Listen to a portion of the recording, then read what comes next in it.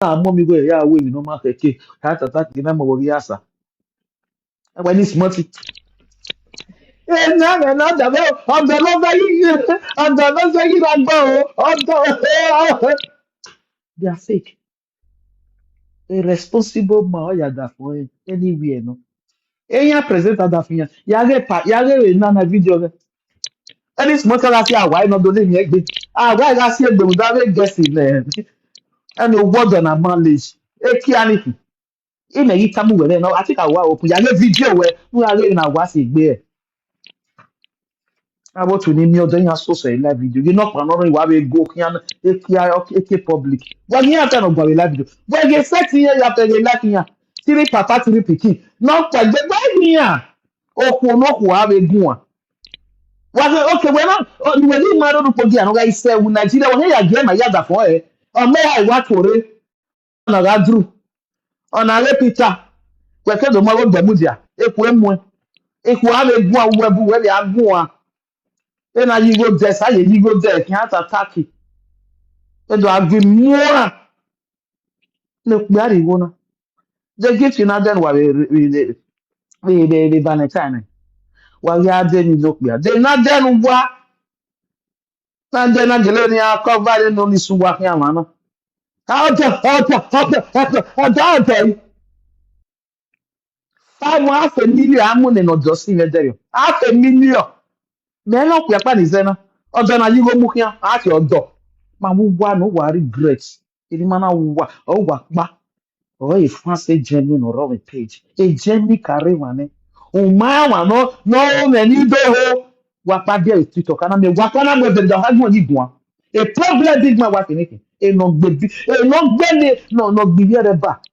No gbe big no gbe 1 million ba. E get ticket ya mo my sister where the video here. Guy, the video me not get la de macon. And like the video na and you no more care no. You utter and you no you finish and you na ko na. You finish and you na. Right. Here go go on wa tell on me e be reject a love that. On guy here. Everybody odo. Their way, it total. On us 1 million. On us doctor. A love that. You can be a love that. Even name sister no we married. There are 10 people one after marriage, my total time, and I celebrate. Okay, my friends here. Any cow guero. Happy? You know where my friend where now I'm a baby guero. I hear offend you where now. No, I tell where the only foundation ni no ma. The only foundation of ma. Oh, no gay. Yeah, for a foundation, me not tell where's the job. Make the tell where a corner in Gojo in our covenant. The my sister. I said a woman I was na video. Mama o ma come can give me your pa no matter la video. E na no eh. We ni agree 1 million no. Iya wagun o iya filita na iya fe ni wejo a. The same thing we low a page even before 1 million. Mama, he dey by yan, he love yan. He man love am o pass eh. Hello. E na na gi gwan na. O ma say 5 seconds be ya dan we. E boss e vana ware. Ke ni o tai we man na. Ya na ware. Mana ga gwan. Yele wa because book the man me your party after 30 minutes. O ko na ye talo with this hot. Yo boy na mo. Your pafian. No guana. Is super hot. Your pafian. Emi ni o ya mo on your save nínú wodo. Ora ifi an ye gbo mu e. O wi motor ni Mario wa. E lo vet e boge we e boge mu motor e me la trade. After this place, him and you wa. Makia ain't there for where no way marriage. Ana le lima la moto yen ruwe me ruwe loveti ruwe e boge e be loveti off here. A woman always the marriage a queen my. Hey, and yon lu a big my wife in ne queen. It's okay. Iye boya ne queen e militara. Mhm. Every after it okay. And yon lo ko na ta lord. E boy loveti. No. A queen, you was If we not moving. Oh, that one, no, what drop in my yafe. I don't know, see, you said to your class, on a level of one or two, so we may your by motor one. Even the money going. A bony after having a what drop in the marriage. Well, fin, all one noble, eh? Or what we may a money day. All one noble, eh? I got in a body, able. A body, of yeah, of big my wife. Oh, I went here, pass. That is a bill of vet or a big my wife. I know, Opo, off here, no guana. Sorry, yeah. But remember, able to. Off here, no guana. Yeah, I call him a last you walk. Me. Wow, and all get on that. And in all games, eh? What is with me on one now? I mean, Kalimana, Kalima.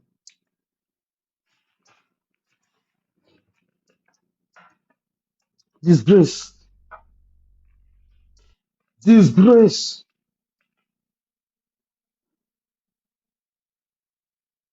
How can do away with nothing?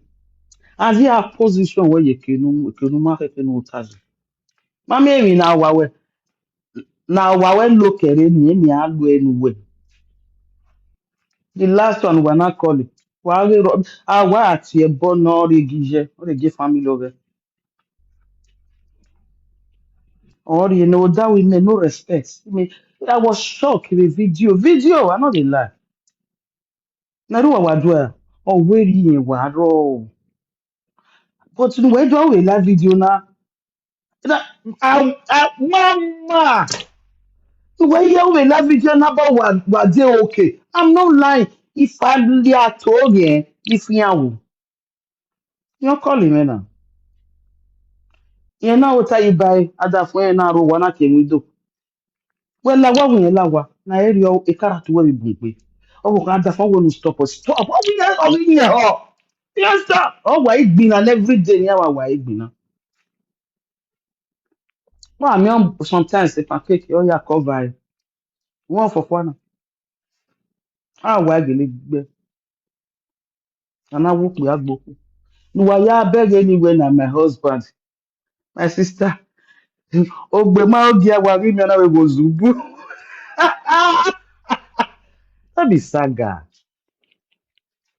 Ogbe máa ń di ẹwà rí mi láyé gbogbo. Sunday set ní ayọ̀dọ̀ kan lè péjì mẹ́wàá. Ó tó pé wọn náà gbọ́ àlọ́dọ̀ yẹn. Wọn náà gbọ́ àlè manage. Wá ìrọ̀ wọn yìí. Gíni náà gbọ́ ẹ̀ sọ̀wọ̀ kan. Mami níyàwó ni jẹjẹbility ní àwọn sì wà láì problem náà. Ìyẹn wà ń wí náà pay. Náà panọ̀rọ̀ wà pay náà dọ̀.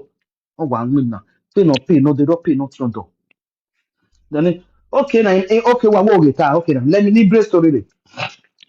Mama. We hear a woman having a marriage, or a marriage anniversary, 5 years. You see here now. We hear book away 5 years, the marriage. MC not pay na wa. MC we do now. I think we are going to was do. MC oh yeah, me. Wa na e boy na wa ki o we fi do me a go bi oba me a go me na go mo no ba bi e no ya gun a happiness iya gele iya we ti pretend de ni ama saga mi iya we ti ye class ni no ni ige ti pretend ige ya eat ebe ige ni as the saga is the saga iya we ti eat ebe e me na learn my sister we na learn I'm a smart woman happiness. Eliye boyati, my mama is agogwa. Ije happiness in my way. Na nasa gaya. We na saga. Ah, na vie be. E ga ni nyona. Na ni gboko okay happiness yobo. Ima o. Why hona there? Iwe mi buna. Ima I only fight for them. Oko ni go agwan, mo straighten and wodo enojeni. ojeme mama wa ale no we mi na wa ma o enwa wa na so wa na re comment section wa ma mo we wodukun yi wa na ata wi onyo nya page ngwa wa ga to ge na wa ye na e ya love wa ye no wa ye a wa ga mo we ge ni yiri obi ye bo yu wa ho a gbe so is a big man wife here is a ruby gbe page ne yiri do ti ye bo we oppressing and sha o say na ni na like we no yan because have a big man wife e ya complain we obi ye bo when cataract yen va hin o wo be de gugu and you be sometimes or believe your president can be if you your president. They never like themselves. Eri ọtí mi jẹ eri ìyàwó surprise in nọ gbéyà nọ tẹ̀bọ̀ ní mẹ́nà pé ìyàwó surprise nọ tí a òwìn yẹn ní ìwọ $500,000 ọwọ́ òwìn yẹn mẹ́yìn àwọ̀ ìyàwó surprise in wà ní gọ́dọ̀ rẹ̀ nẹ̀ wà ní ìdíwọ́ mọ̀dọ̀ kí wà á dòye gbé tàmí ní mú à owó kébù na drop ìwé yẹ ọ̀tọ̀ every day. Ihe Igbo, ihe Shopee Ario everyday, monthly, ihe Bieka, ihe Pesh, no, ihe Muname, even the, that is where we stopping with the collect. Three places in Owagban collect every month. She said to get passport easy. I did collect. To marry Ebu, we no die marry Ebu, also boy. Nyori enime odori enime ayo nani flower valeta ko be ke gwen igo noro o wa wo wa azegi odo wa do ayodo mu wo eyan duk mo no do e bo we marriage ni mo we advice na we ma wa ga maro pe va o wi je wesi o mare bo mare bla ma wo wa ga che story me as far as ma wa na to ta wa na aro wi me iye bo na host no ka gbera maya ne nwa nuwe no na wana aro denima that is smith west o na do tell me o we anya na send the video game o we na be come o ko na ma me pa no gwa gan no na sha o wa gun egwa page ni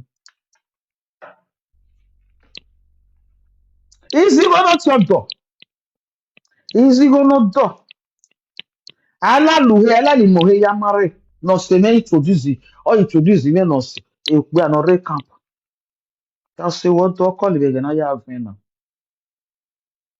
all those one you go repeat and I saga na the facts and the truth. Why total? Who sorry about that one? Who forgive a vie? Who marry a benny? How not do I complain? Then we are Ligo, no no matter where the boy or where the boy, the family, the boy, yard in Wait, me, I get boo. Silly father, silly picking now. Well, the arrow, we mommy 3D. Well, we know mommy 3D. Well, we know mommy 3D. Mommy 3D, I'm so what? The mommy 3D, I'm so what? Or the year na you bug we na we yes me restrict all lad ya na ta o wa wo but wa jo wa pretend you dey run with here no me treat it master e ma ni on lo na the woman oh na die you o wa lo na be ago ko no ro ko ni ro go dagbo ave gun ave jara ya gun ave strict wa jagbo weyo wa ti papa jiro o ke la dia ya ku e me background yi ke ma ya be wo wa ni enene sumoru da yan de yan le rent to wa we ni ko se ni cockroach gbara gbare dole gbe yi uro bi me e to nu sayun amaiga bege line oro yebo we are we me to we sayun e mo te ya color de ni to we ye chat ni mi aso we ma ye chat de na when here sta guy me ye to e la ni yiro ko chat ire nya en ge yo to so to na mo de ne yo e ye t-shirt yi ga fi te wa do saga ni igwa ya fe dika se gbaniro ai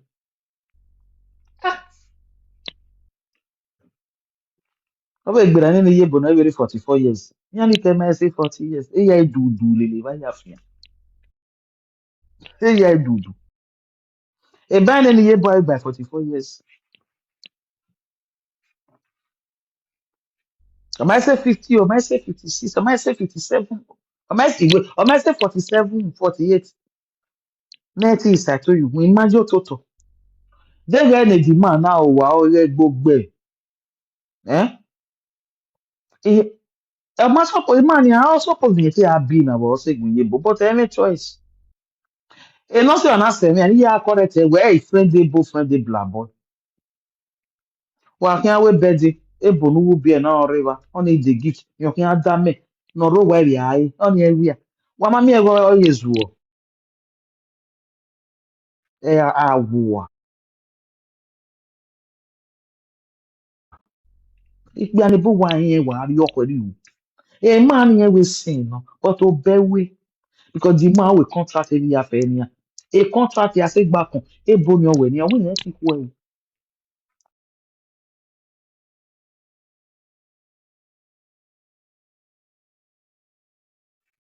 Ah we bedi awe ni ti. E boni na do ti na we. E ku no. Ike do ti e many ni go bije so ya na be ati me mama. Iye boy ti do award yen we no serve to master. Na we me mama tell area so talk because why? E man la ati e. Investigation me. Ja. As a presenter na. E ku na do amo na do ti. Na e ma complain my love. For me, my idea correct one, man correct one. Oge ma wia. When mini opo no ge opo na ni abi opo na ni serve two master. Oh, mini me waya le me dey ba husband dey ba tradition. And sister, ma. Oh, we ma dey o. Yen ti wa fi we ma na ma. Two master ni kina. Ge ito ta ma no di to ta ma. No pa ta ma. We ti wa ma wa e pe joge mo si ona do pa. We we se. Na delete ya fe. E ma na. E ma. Because the man ebo mama de were open eh on the name of ta kokko but nu di eme na oru so ina ta we o ke ni pia stop wa ki amare open or momo sa my sister my brother cause o ge ya gbara gberi na ami o ge ma fo obi ko ni robodo all the no we ka be no pe ave ni listen man open no momo wa ki amare that might be responsibility ogo bi okana I don't want to hear where eluwa we the man hello agreements and agreements aṣawo ya gbara gbari because we're not planning on handle local no bien. Where one more. Why I think about it? Okay, na friend is single mother. Okay, na friend baby mama. Because when one more. Do what you know bewe. Do bewe biawe. Oku obu kaya mi biawe ame mi. Utota wai. Aku aru gwa la go da woje. Wana mi ala go da umi e. Wani bu emi no gbuwa. Ogo obu ko bu wa ni ale. One it and born of Boa because a laziness, a lazy youth also one area one area hot, one area did the Gurego, wife me abu lazy youth. All the name work one year Europe is the born lazy or feed what every from again I tell what about video when you want specialized. I be a con ya go where la Louis, a ya white. I saw it on the first thing I don't now no book work I do what. Fún ẹwà ó wà wá máa sàn ó bẹ̀wẹ̀ ọ́ ní yà frustrate yẹ Paris France ní máa àwọn lábẹ́ lazy youth wà á sùn yìí wọ́n máa yẹn àti restaurant wọ́n yẹn tiẹ̀ wọ́n máa yẹn àti awúwà òkú yìí pa lè papajiro ọdọ yà fi du wẹ̀ ọdọ iná mi wẹ̀ na Europe dé kọ́sù wà àbí pé àná responsible wà àbí pé àná ẹ̀yìn àti ọ̀hún àbó pé àná nù bọ́ èèmọ̀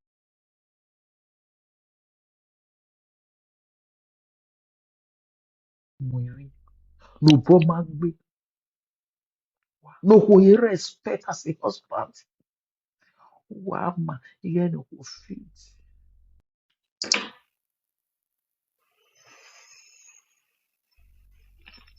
God. Oh God.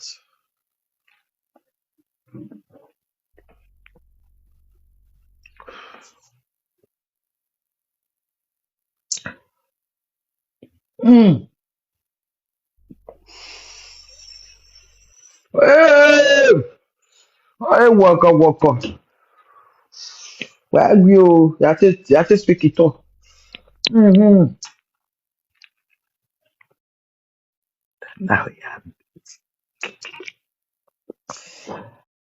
Laria next. Laria next. It is where I go. Understand. Understand. Get it more lenient. Do tia we wala re. Mama they spoke where I that you. Mama te phone. When you what mama. We they keep a secret. Even when the grace. Even my the very thing I remember you bo. Ijebo bo wa won ijebo. Obe ta la video na. E ta la video ah. Oh we mama keep a secret. The very thing I remember you bo. Ima keep it there.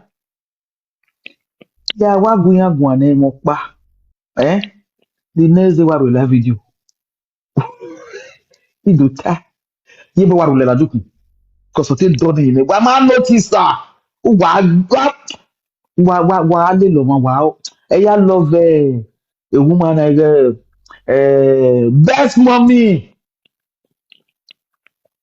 bẹ́ẹ̀ ọ̀pọ̀ náà do ate ìlélẹ̀ mi ọdún wa tàbí ẹ̀dẹ̀ wẹ̀ I don dey talk am ọwọ́ ní àlàlá video tàbí ọ mama tá sẹ́ni ọwọ́ ìyẹn náà block wọn ege love ìnà ìmọ̀ ọ̀dẹ̀ ìyẹn ọdún wa rí yíyẹ náà wẹ̀ ní náà wà ní lélẹ̀ mi for nothing best mommy.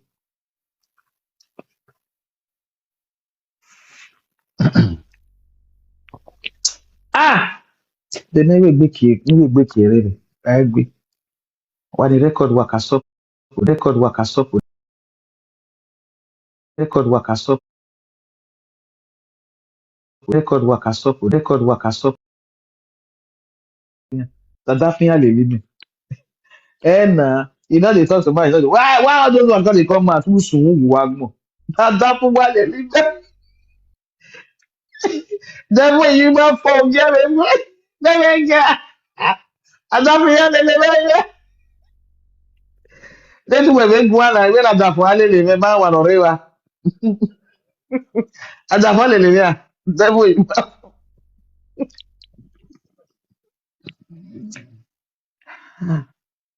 ya ye me la jaba.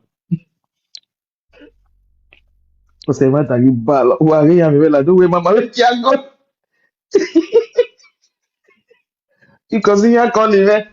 Ne wa gbe conversation. Mama dey call una. Wa gbe yo. Wa gbe yo wa gbe.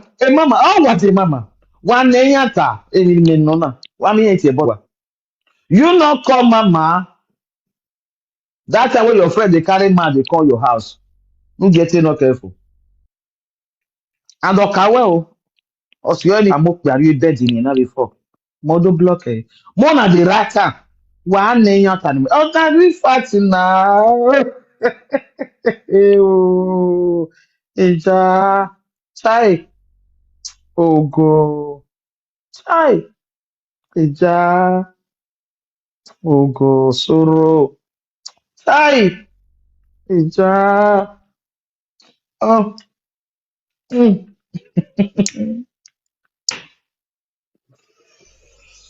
Hello. Lágbọ́dọ̀ ẹni ẹ́ sì yóò dá o. Wàyà wà bókíá o sì tà mẹ́. Wà bókíá o. Elọ́bí o. Wà bókíá sítí o. Wà bókíá. Amẹ́rà mẹ́lẹ́rà àmìyé mẹ́líyé. Lágbọ́dọ̀ ẹni ẹ́ sì yóò dá o. Ọmọ wà bókíá o sítí. Wà bókíá o. Ẹgbẹ́ mẹ́ o. Wà pa WhatsApp mẹ́. Sítí o. Wà bókíá. Amẹ́rà mẹ́lẹ́rà àmìyé mẹ́líyé. I will view as normal. Wà bókíá o. Ẹgbẹ́ mẹ́ o. Wà pa WhatsApp mẹ́. Sítí o. Wà bókíá. Amẹ́rà mẹ́lẹ́rà àmìyé mẹ́líyé. I will view as normal. Wà bókíá o. Ẹgbẹ́ mẹ́ o. Wà pa WhatsApp mẹ́. Sítí o. Wà bókíá. Amẹ́rà mẹ́lẹ́rà àmìyé mẹ́líyé. I want you already stubborn. Arawe a foundation. Imani ati me na when they are with me as the way foundation. It's comment section. I'm a foundation here. Nenya. I just suppose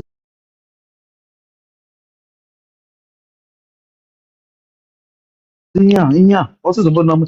A question I'm a foundation here.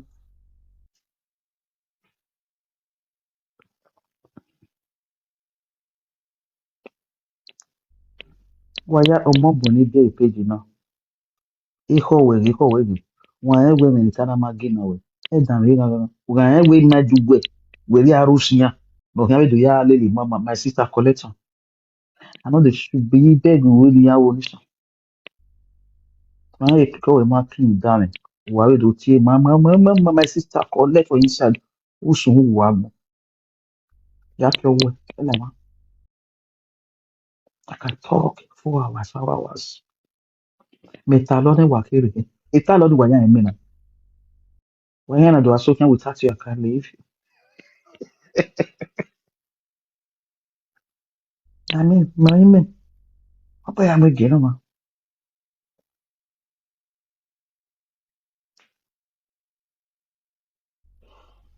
yeah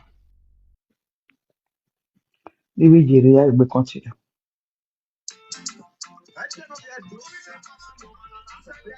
àdúrà hàn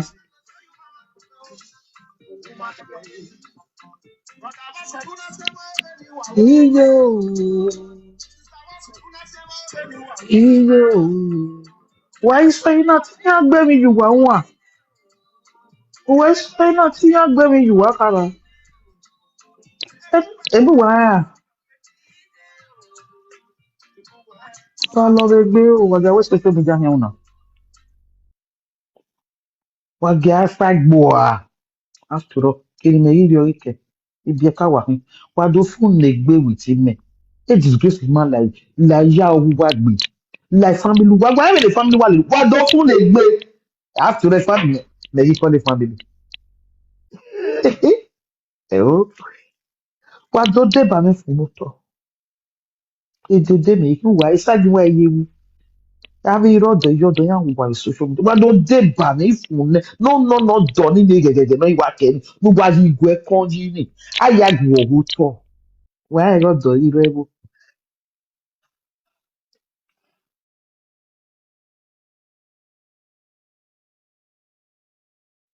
Izigbo ike.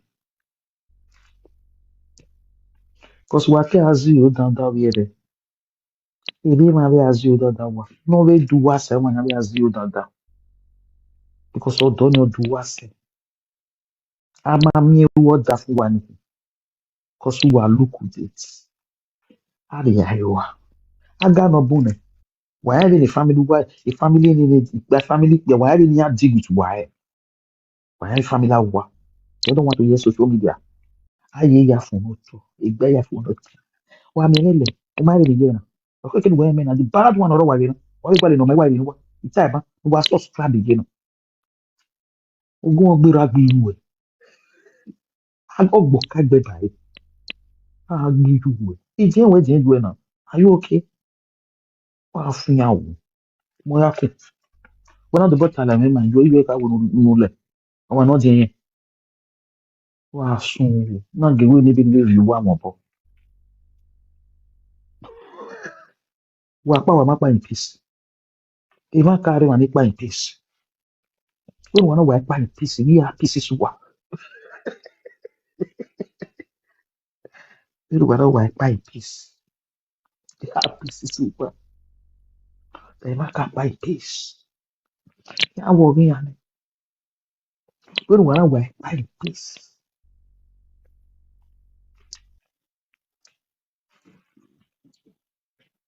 Wa hia gbogbo àgbẹ̀ mẹ́. Wa tẹ́ mo kí á yí wa host. Kó ṣe gbé gbẹ̀mẹ̀. Ó tó sọ̀rọ̀ wà yé. Nígbà wọ́n tó sọ pé wà ìran lẹ̀kẹ̀ mọ̀ pé ìzẹ̀ta lọ́tàrí ẹ̀wẹ̀. Ẹ ó sì kí nà wà yẹ kí ní mẹ́. Ogún ọgbẹ́ra gbìyù ẹ̀. Ẹgbẹ́ gbẹ̀mẹ̀. Tíà ìgbìnà rẹ̀ wà láàbẹ̀. Mama Blue. Hello. Iwini beno. Igwale ni aya we live topic. Wana do view me. Onti wale. When wana gwa we work present wa ibo wu. Once in a month. I'll give him every day, no. We me put it. Egbe wa me. Igwale ni awa ya re mo ohun bi. Egbe we presenter. Ah, egbe awon a supporter working. You are under my foot. So matter when one gather say why 20 and gather ye mama blue yang at you why. Hello. On your pan like we are ref wiping. Ye mama blue. Hello. Ah so.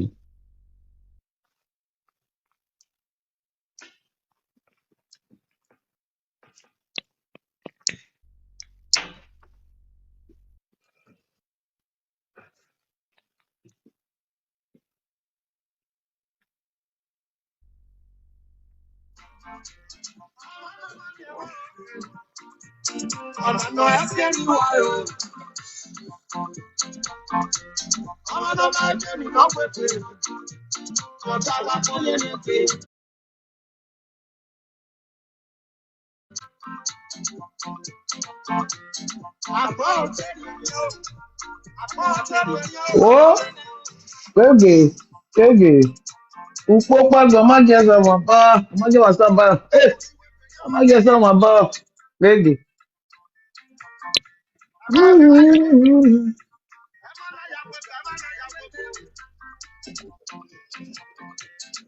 Ita ya ji. Okay, abu se lover. Awon oge. Ita ya ji. Iya ga ya wa ro ba. Ga do su ya gbe. O ga do su wa gbe na. Yeke. O. No gwa lo to Oswa ri akinjoru da hate wa le ni biwa. O ga do su wa gbe na.